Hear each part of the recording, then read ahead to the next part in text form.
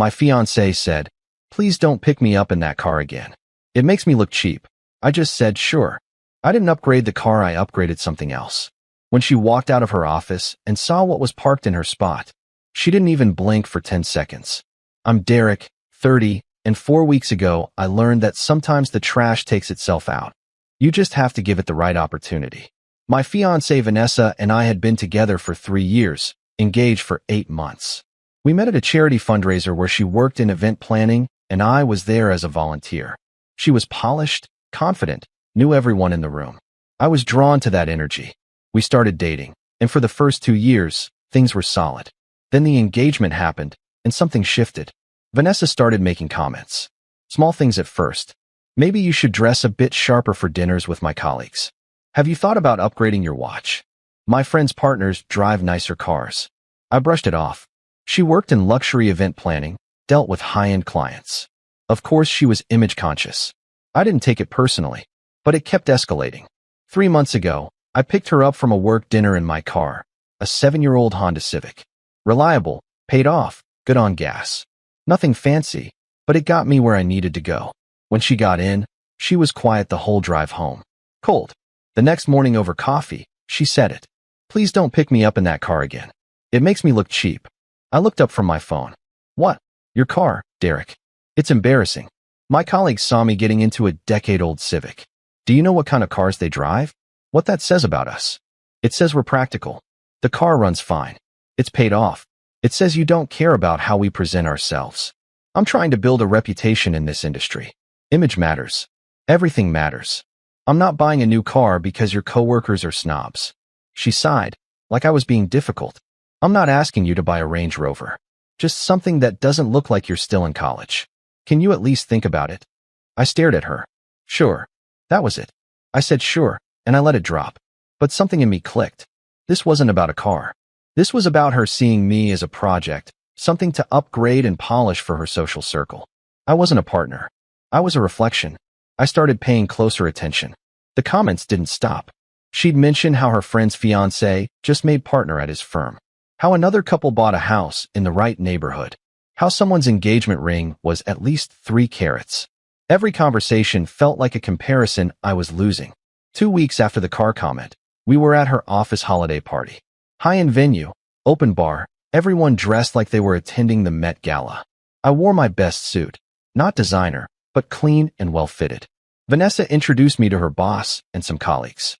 I could feel her tension, the way she positioned herself slightly in front of me, like she was buffering. One of her coworkers, a guy named Brendan, asked what I did. I told him I was a senior data analyst for a mid-sized tech company. Decent job, good salary, nothing glamorous but stable. Brendan nodded politely. Cool, cool. Vanessa's always talking about how grounded you are. Grounded? The word felt like a dismissal. Like I was the boring baseline she tolerated. Later that night, in the car, my embarrassing Civic, she was on her phone, texting someone and smiling. Who's that? I asked. Just Melissa. She's sending me photos from tonight. Did you have fun? It was fine. Would have been better if we'd arrived in something a bit more presentable. There it was again. I gripped the steering wheel tighter, but didn't respond. The breaking point came a week later. Vanessa had a big client event on a Friday evening. She asked me to pick her up afterwards since she'd be drinking. I said sure. But this time, I made a plan. Update 1. I didn't buy a new car. Instead, I made a phone call. My younger brother, Kyle, is a car enthusiast. He restores classic cars as a side business and has a small collection. One of them is a 1967 Shelby Mustang. Pristine condition, deep blue, chrome accents. The kind of car that turns heads and stops traffic. He barely drives it, keeps it mostly for shows and special occasions. I called him Tuesday morning. Kyle, I need a favor. Can I borrow the Mustang for Friday evening? The Shelby? What? Long story. I'll explain later. Just trust me. He hesitated. Kyle loves that car more than anything. You're not going to scratch it, right? I'll treat it like my firstborn. I promise. Fine. But you owe me. Friday came. I told Vanessa I'd pick her up at 9 p.m. outside her office building. She texted back a thumbs-up emoji. No questions, no follow-up. Just expectation. I picked up the Mustang from Kyle around 6 p.m. Drove it carefully back to my place. Parked it in the garage. At 8:30, I got dressed, Same suit I'd worn to her holiday party, nothing special, and drove to her office. Vanessa's office building has a front driveway loop where people get picked up. Reserved spots for executives and VIPs near the entrance. I pulled the Mustang right up to the curb, engine rumbling, chrome gleaming under the streetlights. I texted her, "I'm outside." She replied, "Be down in 5. I waited, turned off the engine, leaned against the car. A couple of people walking past stared. One guy with a briefcase actually stopped, pulled out his phone, and took a picture. I didn't react, just waited. At 9:07, the building doors opened. Vanessa walked out in a black cocktail dress, heels clicking on the pavement. She was looking at her phone, not paying attention. Then she glanced up, saw the car, and froze mid-step. She didn't blink for 10 seconds. Just stood there, staring. I watched her process it. The car, me leaning against it, the fact that this wasn't my Civic. I opened the passenger door. "You ready?" She walked over slowly, like she was in a trance. "Derek, whose car is this?" "My brother's. He lent it to me for tonight." "This is a Shelby Mustang." "Yep. Why didn't you tell me you could?" She stopped herself, probably realizing how that sentence would sound. "Get in. Let's go." She slid into the passenger seat, still looking around like she couldn't believe it. I closed her door, walked around, got in, started the engine. The rumble echoed off the building walls. I saw her colleagues in the lobby, watching through the glass. A few had their phones out. We drove in silence for about 5 minutes. Then she started. "Why didn't you tell me your brother had a car like this? You never asked about my brother's cars. I didn't know he was into this kind of thing. There's a lot you don't know because you never ask." She went quiet. I could feel her trying to calibrate, trying to figure out what this moment meant. "This is incredible," she finally said. "I mean, this is exactly the kind of car I was talking about. Something with presence." "This isn't my car, Vanessa." "I know, but still. Maybe you could ask Kyle if he'd let you borrow it more often. Or maybe you could look into something like this for yourself." I didn't respond. Just drove. Update 2. We got back to my place around 10 p.m. Vanessa was in a good mood, talking about the event, about how people had looked at the car, about how Brendan from her office had texted her asking about the Mustang. "He wants to know if you'd ever sell it," she said, laughing. I told him it's your brother's. "But seriously, Derek, this is the kind of thing that makes an impression.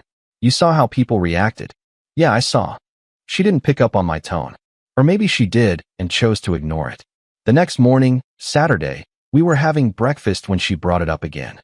"So I've been thinking, what if we looked into getting you a car like that? Or at least something in that range. It doesn't have to be vintage, but something sporty, something that stands out." "I'm not buying a new car." "Why not? You make good money. You could afford a decent down payment." "I don't need a new car. The Civic works fine. But it doesn't present well. Last night proved that. You saw how people reacted to the Mustang. That's the energy we need." "We?" She paused. "Yes, we. We're getting married, Derek. We're a team. How you present yourself reflects on both of us. And how I present myself isn't good enough for you." "That's not what I said." "It's exactly what you said. You've been saying it for months. My car is embarrassing. My watch isn't right. My job isn't impressive enough. I'm always falling short of whatever image you're trying to project. Derek, don't be dramatic. I'm just trying to help you reach your potential." "My potential? Vanessa, I like my life. I like my job. I like my car. The only person who has a problem with any of it is you." She set down her coffee mug, hard. "If you're happy being mediocre, that's your choice. But don't drag me down with you. Then don't let me. If I'm such a disappointment, why are you with me?" She opened her mouth, closed it, tried again. "Because I love you. But love isn't always enough. Compatibility matters. Values matter. And our values don't align." "Apparently not." We stared at each other across the table. I felt something settle in my chest. Clarity. Maybe we should reconsider this engagement. Her eyes widened. "What? You just said our values don't align. You think I'm mediocre. You're embarrassed by me. Why would we get married?" "I didn't say I'm embarrassed by you." "You did. Multiple times. The car, the watch, the job. Everything about me needs upgrading to meet your standards. I'm tired of it, Vanessa." "So you're just going to throw away 3 years because I want us to present better?" "I'm not throwing anything away. I'm recognizing that you don't want me. You want a version of me that doesn't exist." She stood up. "You're being ridiculous. One comment about a car, and you're ready to end everything?" "It's not one comment. It's months of comments. It's the constant implication that I'm not enough. I'm done trying to be whatever you think I should be. Fine. If that's how you feel, maybe we should take a break. Not a break. I think we're done. Update 3. Vanessa moved out that weekend. Took her stuff. Left the ring on the kitchen counter. Sent me a long text about how I was making a huge mistake and would regret letting her go. I didn't respond.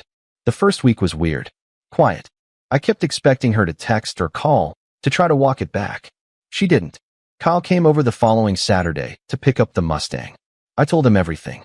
He listened, nodded, then said, "Man, you dodged a bullet." Yeah, that car's just a car. If she couldn't see past that, she wasn't worth it. I know. Still sucks though. It'll stop sucking eventually. Want to grab a beer? Yeah, let's do that. 2 weeks after the breakup, Vanessa's friend Melissa reached out to me. We'd always gotten along, and I got the sense she never really liked Vanessa's attitude. She asked if we could meet for coffee. I agreed. We met at a cafe near her place.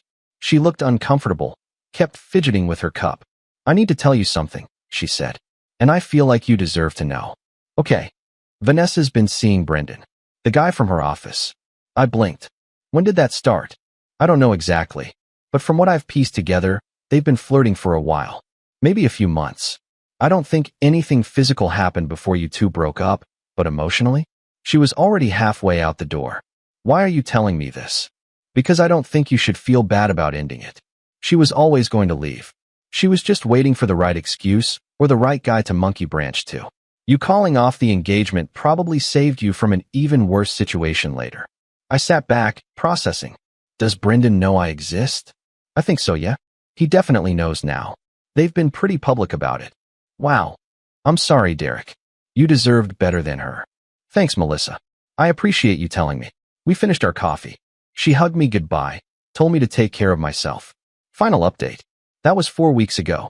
Vanessa and Brendan are apparently still together. I heard through mutual friends that they're already talking about moving in together. Fast, but not surprising. She always needed to be in a relationship, needed that validation. I've been doing okay. Better than okay, actually. The apartment feels lighter without her. I'm not constantly second-guessing myself, not wondering if I measure up. I'm just existing, and it's nice. Kyle and I have been hanging out more. He's teaching me about car restoration.